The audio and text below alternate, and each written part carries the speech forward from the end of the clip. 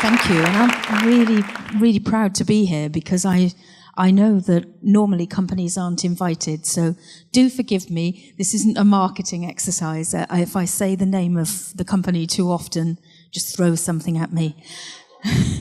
I was also asked to say a little bit about how I got to the company in the first place. So I guess we often say at Lush that we employ the unemployable. And I think they started saying that because of me. I was the third employee at Lush when it was just 1 month old. And I came to them I was just in my early 30s. I'm 54 now. And I'd never worked a day in my life when I came to Lush in my early 30s. But it wasn't because I was being lazy. It wasn't for any of those reasons at all. It was as I came into my teenage years, we were still in the Cold War, America and Europe locked in diplomatic battle with Russia. And we had American nuclear weapons based in Britain. Britain gave some, in the same way that embassies are foreign soil in a country, Britain gave some of our open spaces to the Americans. It was patrolled by American soldiers, and they placed their weapons there. And those weapons used to be rolled out at night a couple of times a month on trials because they were mobile weapons that were supposed to be launched at Russia in the case of a war from our coastline. So they would practice that. And people like myself would watch the base, and when they rolled out at night, we would phone each other, and there would be a mad dash to get there, and we'd lay in the roads and block them from doing their exercises. So that was kind of the start of my activist life. And from there, really, I kind of realized that there wasn't time to grow up and get a job. So I carried on doing that kind of thing. I'm also vegan, so there's a huge animal rights movement in Britain, which I became part of. I spent much time on the roofs of vivisection laboratories and in the back of police vans and all of that kind of thing. We also had a large environmental movement in Britain, and I also spent a lot of time locked onto bulldozers trying to stop them building new roads. So as you can see, not much time for work. And in Britain, we have this system where you can sign on and they give you what we call dole money. So the government pay you if you're unemployed. Well, that didn't carry on long because of people like me. So they stopped my money. I was actually called in and told that they'd seen me being arrested on television on the main news in the evening. And clearly, if I was under arrest, I wasn't available for work. They stopped. This is a true story. So the government stopped paying my unemployment benefit. So I lived for a year with no money at all. And then that gets harder, I can assure you. And then I had to find a job and get real. So I looked around and, I'm vegan, so I'm not going to work anywhere that's abusing animals. I'm a peace activist. I'm not going to work in any horrible companies. I care about the environment. I'm not going to work anywhere where it's difficult finding work. I told the government this. And then I found Lush. Damn. So I went to work for them for a few weeks, and they've kind of never let me go. And I was very lucky to find them because the owners of Lush are of a similar mentality to me, maybe not quite as extreme, but they had also been activists in the 70s. They were young hippies in the 70s, and they'd been on peace protests and various other things. So they kind of got this girl that came to them never having worked before, and they set me to work in their factory making soap. And it was really interesting times. We had one shop in Poole in Dorset, and it was a completely new company, completely new concept.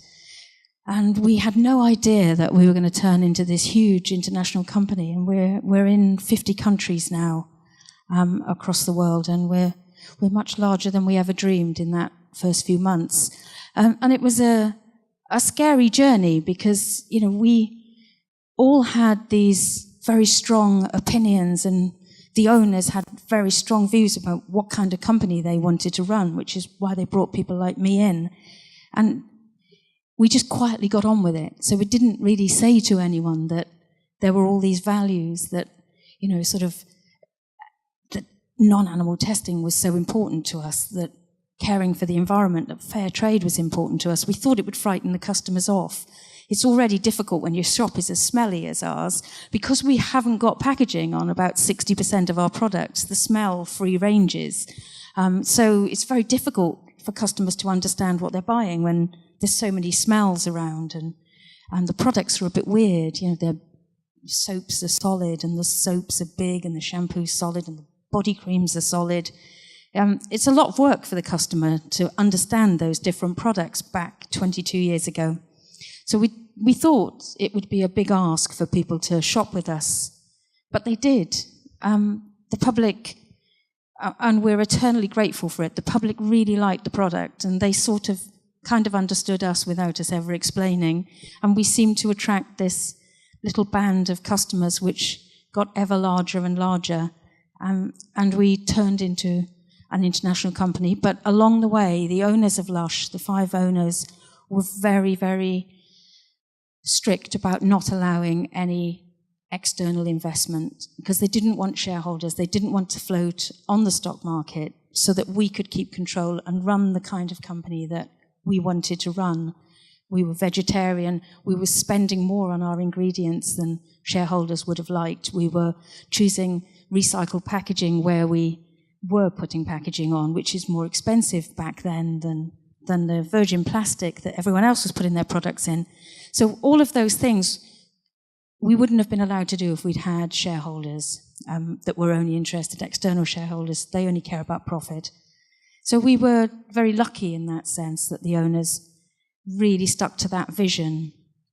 And we grew and grew. And you go through all these stages. You start so little, and all of a sudden you're getting bigger and bigger, and people are starting to get interested. So we had lots of, it's always the way that small brands, especially small ethical brands, and I find it as a vegan really sad when something I've used for years gets bought up by one of the big bastard companies because they want to use it as an ethical fig leaf to their horrible business.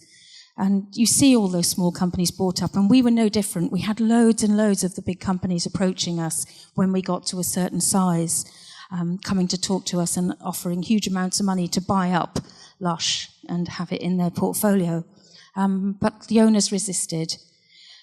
But what we also noticed as we got bigger was that you start to attract the interest of the media, government departments start asking you questions and inviting you for meetings. That's only kind of happened the last few years. And you really start to feel the power of business. And all of my cynical activist being has sort of, you thought, yeah, it is true. The governments, they do run the world for the benefit of companies. The people in Parliament, they know that the power, the money, the influence lies with big business, and that's what they're there to serve. It very much feels like that to us, that they're not serving the people that voted them in, but they're serving big business. And that's a mighty powerful position that companies get themselves into.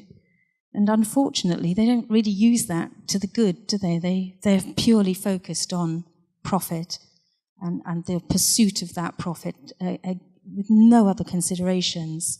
So it's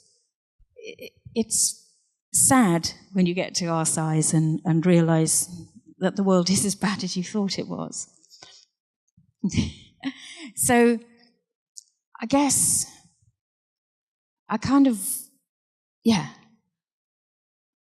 we wanted to say a little bit about the campaigns that Lush does. So what we have done as we grew was we wanted to make sure that we didn't become like that we used the resources that we were building up. You struggle and struggle to get a business off the ground, and we had no money and no resources then.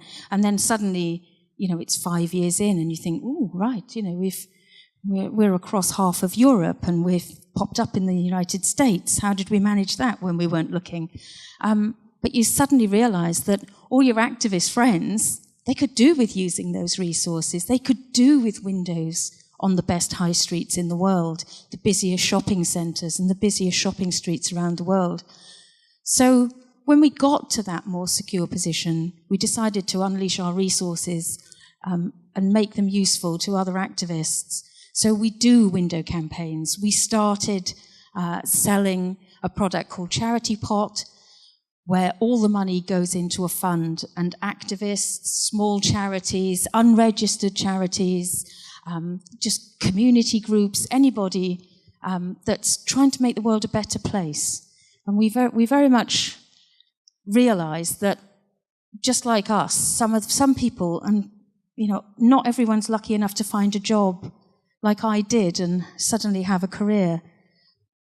There are a lot of people out there who devote their whole lives, put their life and their career on hold to try and make the world a better place, to try and highlight the atrocities, to try and work with their neighbours, to try and bring some humanity to a cold building. And people put their careers on hold and do that.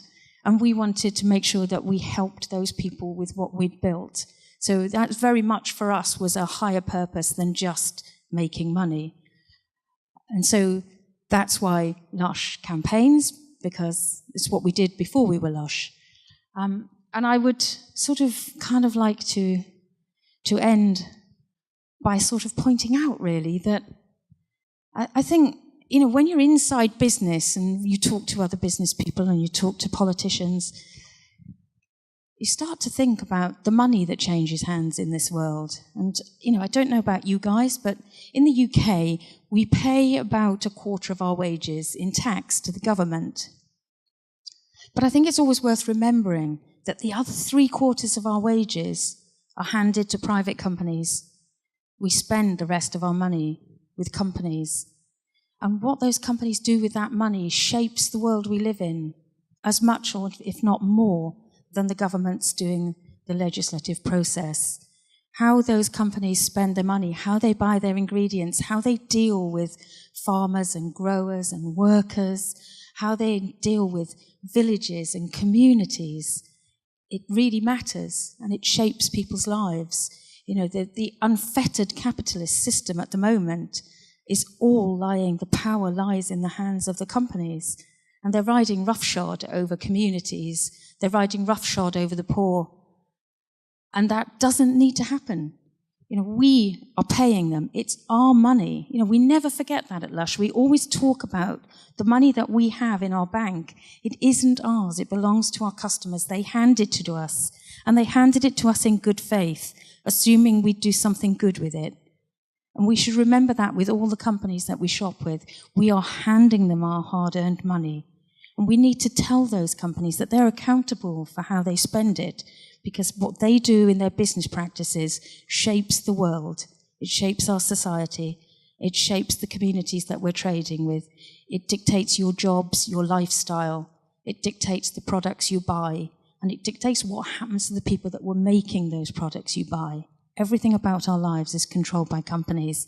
So please, my plea to you guys would be to call those companies to account, to make sure that every penny that you spend with companies counts, and that they know what you want to do with that money, and that they know that you expect them to be responsible and to build a fairer and more just world with the money that you're handing them.